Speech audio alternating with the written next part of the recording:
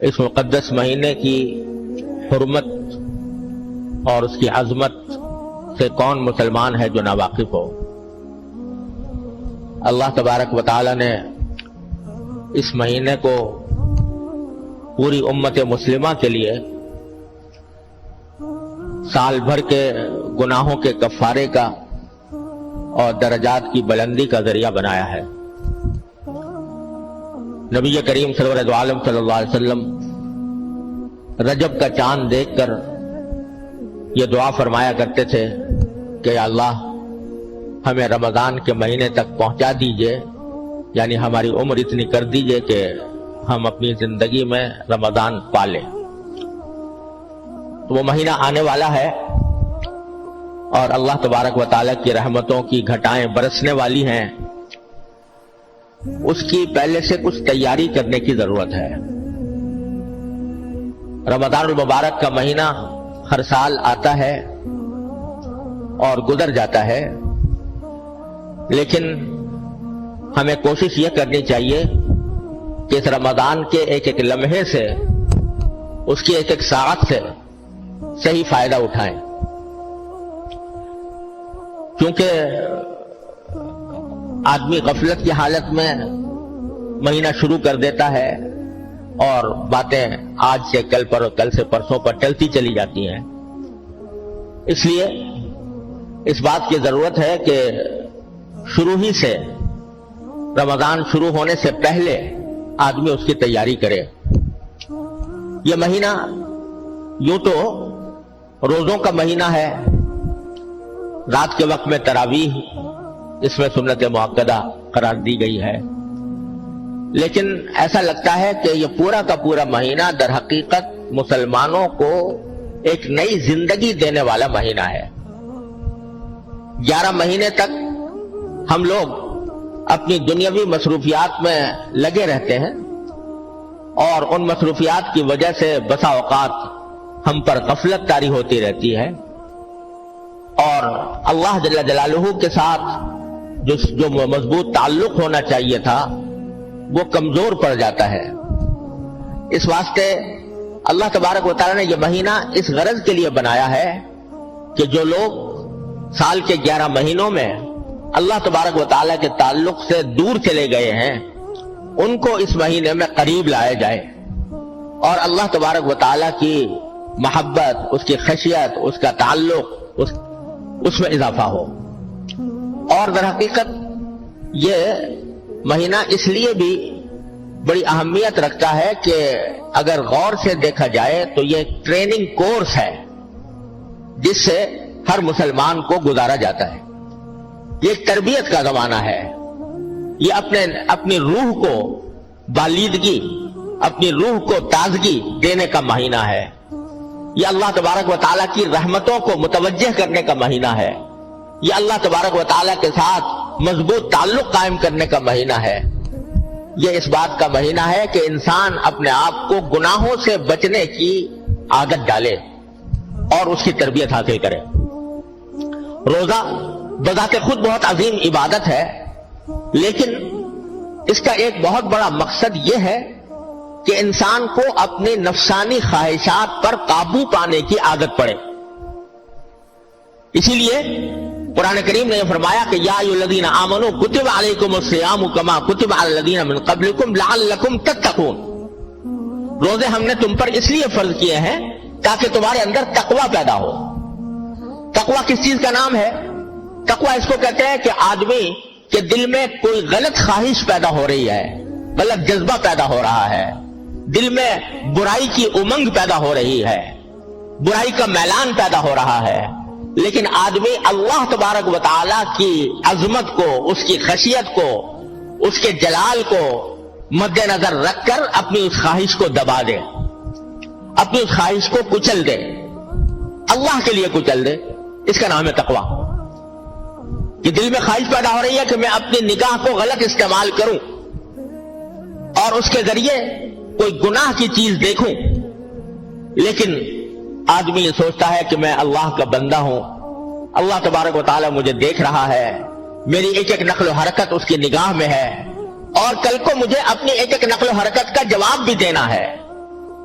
من یعمل مثقال ذرۃ شرا یرہ، ایک ذرے کے برابر بھی اگر میں نے کوئی گناہ کیا تو مجھے آخرت میں اس کا جواب دینا ہوگا۔ یہ سوچ کر آدمی اپنی نگاہ کو روک لے۔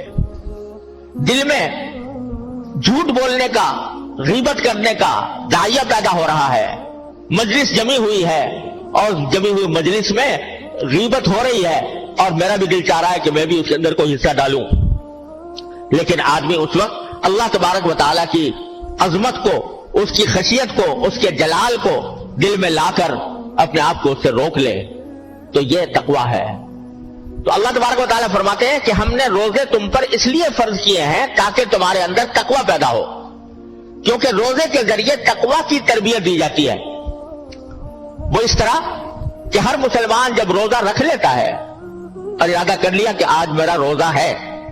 جس کے معنی یہ کہ مغرب کے وقت تک میں نہ کچھ کھاؤں گا، نہ پیوں گا،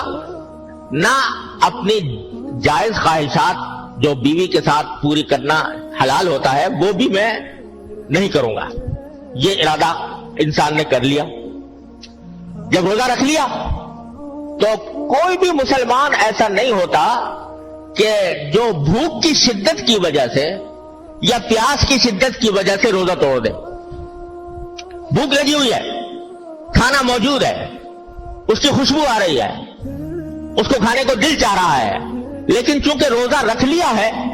تو اس وجہ سے آدمی سوچتا ہے کہ میں نے روزہ رکھا ہوا ہے، اس حالت میں کھانا میرے لیے جائز نہیں، صبر کرو، شام تک صبر کرو، جب شام ہوگی اور یہ کھانا حلال ہو جائے گا پھر کھاؤں گا۔ تو یہ جو انسان اپنی بھوک کی خواہش کو روک رہا ہے، اس لیے روک رہا ہے کہ اللہ تبارک و تعالیٰ کے لیے روزہ رکھا ہوا ہے اور روزہ توڑنا بہت سخت گناہ ہے، اس کا کفارہ بھی بہت زبردست ہے، اس واسطے آدمی رک گیا ہے باوجود بھوک ہونے کے۔ گرمی کا موسم ہے، شدت کی گرمی پڑ رہی ہے اور حلق میں کانٹے پڑے ہوئے ہیں، سامنے ٹھنڈا پانی موجود ہے، کوئی دیکھنے والا بھی نہیں، اس کے باوجود کوئی مسلمان اس بھوک، اس پیاس کی شدت کی وجہ سے روزہ توڑنے پر آمادہ نہیں ہوگا۔ بلکہ میں تو یہ سمجھتا ہوں کہ شاید اگر کسی مسلمان کو لاکھوں روپے کی پیشکش کر دی جائے کہ تم یہ لاکھ روپے دیں گے اور روزہ توڑ دو، تو بھی کوئی مسلمان گوارا نہیں کرے گا کہ میں روزہ توڑ دوں۔ یہ چیز جو اس کو کھانے سے روک رہی ہے، پینے سے روک رہی ہے، یہ در حقیقت اللہ تبارک و تعالیٰ کے عظمت و جلال اور اللہ تبارک و تعالیٰ کی خیشیت، اس کے حکم کا احترام، یہ چیز ہے جو اس کو ان خواہشات پر عمل کرنے سے روک رہی ہے۔ تو اللہ تبارک و تعالیٰ فرماتے ہیں کہ روزہ ہم نے اس لیے فرض کیا ہے تاکہ تمہارے اندر یہ تقویٰ کی تربیت حاصل ہو تمہیں، کہ جس طرح تم نے شدید بھوک کی وجہ سے روزہ کھانا چھوڑ دیا تھا، باوجود شدید بھوک کے تم نے روزے کی وجہ سے کھانا چھوڑ دیا تھا، باوجود شدید پیاس کے تم نے روزے کی وجہ سے اللہ تبارک و تعالیٰ کی خاطر پینا چھوڑ دیا تھا، پانی پینا چھوڑ دیا تھا، اسی طرح ہر گناہ کا حال ہے کہ تقاضا تو عام حالات میں بھی گناہ کا ہوتا ہے، دل میں شوق بھی پیدا ہوتا ہے، امنگ بھی آتی ہے اور دل میں زور سے تقاضا بھی پیدا ہوتا ہے، داعیہ بھی پیدا ہوتا ہے، دل مچلتا ہے کسی گناہ کے کرنے کے لیے۔ لیکن جس طرح تم روزے کے اندر اس خواہش کو ہمارے لیے، میرے لیے دبا دیتے ہو، کچل دیتے ہو اور گناہ کا ارتکاب نہیں کرتے، اسی طرح یہ عادت تمہیں پڑنی چاہیے اپنی عام زندگی کے اندر بھی، کہ عام زندگی میں بھی جب تمہارا دل کسی گناہ کے لیے مچلے تو تم اس کو اللہ کی خاطر اس کو دبا دو اور اس پر عمل کرنے کے بجائے اللہ تبارک و تعالیٰ کی اطاعت کرو، تقویٰ کی زندگی گزارو۔ اس لیے ہم نے یہ روزے فرض کیے ہیں تمہارے لیے۔ اس لیے میں کہہ رہا ہوں کہ یہ رمضان کا مہینہ یہ ایک تربیت کا کورس ہے جس سے ہر مسلمان کو گزارا جا رہا ہے۔ تو اس تربیت کے کورس سے صحیح فائدہ اٹھانے کے لیے یہ بات ضروری ہے کہ ہم پہلے سے اس کی تیاری کریں۔ تیاری کیا کریں؟ تیاری یہ کریں کہ سال کے 11 مہینے ہم اس طرح گزارتے ہیں کہ ہمارے صبح و شام کے زیادہ اوقات دنیاوی کاموں میں گزرتے ہیں، پیسہ کمانے میں، تجارت میں، ملازمت میں، زراعت میں، کھیتی باڑی میں، اور اپنے لیے روزگار کی تلاش میں اور اپنے لیے اپنے جسمانی لذتیں حاصل کرنے کی فکر میں اس کام میں گزرتے ہیں زیادہ تر اوقات۔ اور اگر کوئی آدمی فرائض شریعہ کا پابند بھی ہو تو ذرا اس بات کا تناسب دیکھو کہ 24 گھنٹوں میں سے کتنا وقت وہ عبادت کرتا ہے۔ اگر 5 نمازیں بھی پڑھتا ہو پابندی سے تو ساری 5 نمازیں ملا کر مشکل سے گھنٹہ 1.5 گھنٹہ اس کا عبادت میں صرف ہوتا ہے، وہ بھی اس طرح کہ دل کہیں اور دماغ کہیں، اللہ تعالیٰ کی طرف رجوع ہونے کا جو خشوع کا تقاضا ہے وہ پورا نہیں ہوتا، کیونکہ چکی چل رہی ہے دماغ کے اوپر دنیاوی مشغلوں کی۔ اس واسطے نماز میں بھی آ کر کھڑے ہوئے تو اللہ اکبر ضرور کہہ دیا اور نیت ضرور باندھ لی، لیکن دماغ چل رہا ہے دنیا کے ان مشاغل کی طرف جن کو چھوڑ کر آئے تھے اور جن کی طرف دوبارہ واپس جائیں گے۔ تو گھنٹہ 1.5 گھنٹہ مشکل سے عبادت میں گزرتا ہے، اور باقی سارے 22-23 گھنٹے وہ اپنے اس جسم کو راحت پہنچانے کے لیے، اپنے اس جسم کو لذت دینے کے لیے اور اس کے لیے غذا فراہم کرنے کی خاطر یہ سارا وقت گزارتے ہیں ہم 11 مہینے میں۔ تو یہ رمضان کا مہینہ اللہ تبارک و تعالی نے اس لیے عطا فرمایا کہ اس مہینے کے اندر اپنی عبادتوں کی مقدار بڑھا دو، اللہ تبارک و تعالیٰ کے ساتھ تعلق کو مزید مضبوط بنانے کے لیے عبادتوں کی مقدار بڑھا دو اور دنیاوی مصروفیات کی تعداد کم کر دو۔ عام سارے 11 مہینے تم اپنے جسم کو پال رہے ہو، اسی کے لیے کھانا ہے، اسی کے لیے پینا ہے، اسی کے لیے ساری تگ و دو ہے، اور یہ مہینہ ہم نے تمہیں اس لیے دیا ہے کہ اس میں اپنی روح کی پرورش کرو، روحانی ترقی حاصل کرو، اللہ تبارک و تعالیٰ کا قرب حاصل کرو۔ اس غرض کے لیے ہم نے یہ مہینہ بھیجا ہے۔ تو اسی واسطے کھانے پینے کی مقدار کم ہو گئی، روزہ رکھ کر رات کے وقت میں تراویح 20 رکعتیں اللہ تبارک و تعالیٰ نے سنت قرار دے دی کہ 20 رکعتیں تمہیں ادا کرو۔ تو عام دنوں کے اندر جتنی نماز پڑھتے تھے گھنٹہ 1.5 گھنٹے کی، تو ساری ملا کر وہ ایک تراویح کی نماز میں اتنا وقت ادا ہو جائے گا۔ تو اللہ تبارک و تعالیٰ کا مقصود بندوں سے یہ ہے کہ وہ اس مہینے کی قدر کر کے اس میں اپنے جسم کے تقاضوں کو کم کریں اور روح کے تقاضوں کو غالب کریں، وہ کام زیادہ کریں جو ان کی روح کو نشو و نما دینے والا ہو، اس کو پروان چڑھانے والا ہو۔ لہذا اس میں دنیاوی مصروفیات کم سے کم کی جائے، کتنی کم کر سکتا ہو کوئی شخص وہ کم کر لے۔ اگر اپنے کاروبار،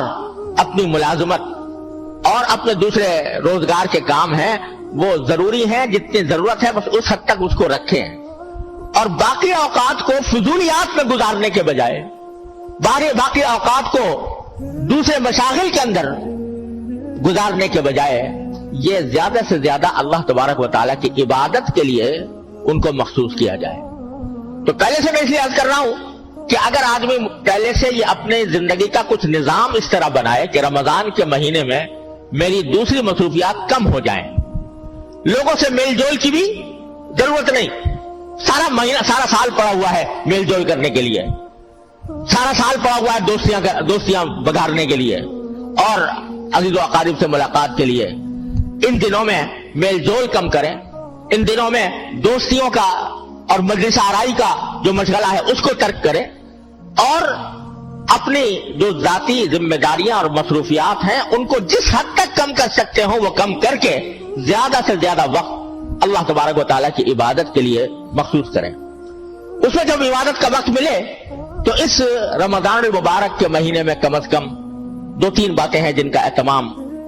اللہ تبارک و تعالیٰ کرنے کی توفیق عطا فرمائے، کہ عام دنوں میں اگر جو نفلی نمازیں پڑھنے کا موقع نہیں ملتا یا توفیق نہیں ہوتی، ان نفلی نمازوں کا کم از کم رمضان میں اہتمام کر لیں۔ مثلا تہجد، آخر رات میں اللہ تبارک و تعالیٰ کی بارگاہ میں کھڑے ہو کر نماز ادا کرنا، یہ اتنی عظیم عبادت ہے اور اس کے اتنے عظیم فوائد ہیں، اور اس کے ذریعے انسان کی روح کو اتنی ترقی ملتی ہے کہ جو اور کسی عمل سے نہیں ملتی۔ کسی نفلی اور عمل سے نہیں ملتی. لیکن عام دنوں میں ہم لوگ بکثرت اس عبادت سے محروم رہتے ہیں، کیونکہ زندگی کا ڈھانچہ ایسا بن گیا ہے، ایسا برا ڈھانچہ بن گیا ہے کہ رات جو اللہ تعالیٰ نے سونے کے لیے بنائی ہے وہ آدھے سے زیادہ جاگنے میں گزر جاتی ہے. 12-1 بجے سے پہلے لوگ سوتے نہیں، اور صبح کو 12 بجے سے پہلے کاروبار شروع نہیں ہوتا. 12-1 بجے سے یہ ایسی مصیبت کھڑی ہو گئی ہے کہ جس نے ہماری پوری زندگی کا نظام بدل کے ڈال دیا ہے. اس کا نتیجہ یہ ہے کہ آخر جب میں اٹھا تو کجا فجر کی نماز کے بھی لالے پڑ جاتے. لہذا عام دنوں میں توفیق نہیں ہوتی تہجد کی نماز کی، لیکن رمضان کے مہینے میں آدمی کو اپنی پیٹ کی خاطر آخر میں اٹھنا پڑتا ہے. سحری کھانے کے لیے لازماً اٹھنا پڑتا ہے. اگر روزہ رکھنا ہے تو صبح کو فجر سے پہلے سحری کھانا ضروری اور اس کے لیے اٹھنا ہے. تو جب اٹھنا ہی ہے تو اس سے آدھا گھنٹہ پہلے اٹھ جاؤ، اور آدھا گھنٹہ پہلے اٹھ کر اس میں 8 رکعتیں تہجد کی پڑھ لو. اللہ تبارک و تعالیٰ کی بارگاہ میں حاضری دے دو، اور وہ وقت دعا کی قبولیت کے لیے بڑا نادر وقت ہے. تو 8 رکعتیں پڑھ کر اللہ تبارک و تعالیٰ سے دعا مانگے، اور اس میں یہ بھی دعا مانگ لے کہ یا اللہ آپ نے اس وقت توفیق دے دی ہے رمضان میں یہ کام کرنے کی، اللہ مجھے باقی اوقات میں بھی، باقی زندگی کے اندر بھی توفیق عطا فرما دے. تو تہجد کی نماز جو عام دنوں میں نہیں ہوتی، ان دنوں میں کوشش کر لیں کہ ہو جائے. اشراق کی نماز ہے، یعنی طلوع آفتاب کے بعد جب آفتاب جو ہے ذرا بلند ہو جائے، تقریباً 12-15 منٹ کے بعد 2 رکعتیں یا 4 رکعتیں اشراق کی پڑھنا مسنون ہے، نفل ہے. عام دنوں میں توفیق نہیں ہوتی، اس زمانے میں کر لیں. مغرب کے بعد 6 رکعتیں، اور 6 سے لے کر 20 رکعتوں تک ثابت ہے، جس کو نماز اوابین عام طور سے کہا جاتا ہے. وہ عام دنوں میں توفیق نہیں ہوتی، رمضان میں اس کا اہتمام کر لیں. تو جو نفلی نمازیں عام دنوں میں پڑھنے کا موقع نہیں ملتا، تو کم از کم ان نمازوں کا اہتمام کر کے ان دنوں میں ادا کر لی جائے. ایک بات. دوسری بات یہ کہ قرآن کریم کی تلاوت، قرآن کریم کو رمضان کے مہینے سے خاص نسبت ہے. جو آیت میں نے ابھی آپ کے سامنے پڑھی تھی، اس میں اللہ تعالیٰ نے فرمایا کہ رمضان کا تعارف کراتے ہوئے، اس کی عظمت کا بیان کرتے ہوئے اللہ تعالیٰ نے فرمایا کہ اس کی خصوصیت یہ ہے کہ ہم نے اس رمضان کے مہینے میں قرآن نازل کیا. کیسے نازل کیا کسی وقت اور تفصیل سے عرض کروں گا انشاءاللہ. لیکن اللہ تبارک و تعالیٰ نے قرآن کریم کو نازل کرنے کے لیے اس مہینے کا انتخاب فرمایا، رمضان کے مہینے کا. تو اس لیے اس مہینے کو قرآن کریم سے خاص نسبت ہے. اور نبی کریم سرور دو عالم صلی اللہ علیہ وسلم ہر رمضان میں حضرت جبریل امین علیہ السلام کے ساتھ قرآن کا دور کیا کرتے تھے. کیا نظارہ ہوتا ہوگا کہ جبریل امین علیہ السلام جو قرآن لانے والے ہیں وہ پڑھ رہے ہیں اور نبی کریم صلی اللہ علیہ وسلم سن رہے ہیں، اور نبی کریم سرور دو عالم صلی اللہ علیہ وسلم تلاوت فرما رہے ہیں اور جبریل امین علیہ السلام سن رہے ہیں. اس طرح دور ہوتا تھا رمضان کے مہینے کے اندر قرآن کریم کا. تو اللہ تبارک و تعالیٰ نے یہ قرآن کریم کو خاص نسبت عطا فرمائی ہے رمضان کے مہینے سے. اس لیے اس میں جتنا زیادہ سے زیادہ ہو سکے تلاوت کا آدمی اہتمام کرے. جن لوگوں کی تلاوت صحیح نہیں ہے، حروف، وہ تلاوت کے آداب ہیں، تلاوت کا طریقہ یہ ہے کہ جو حروف ہیں وہ صحیح طریقے سے ادا ہوں. جن کی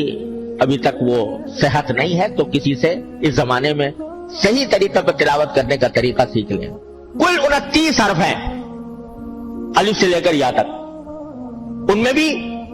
بیشتر حروف وہ ہے کہ جن کو نکالنے کے لیے کوئی مشقت کرنے کی ضرورت نہیں، خود بخود نکل آتے ہیں.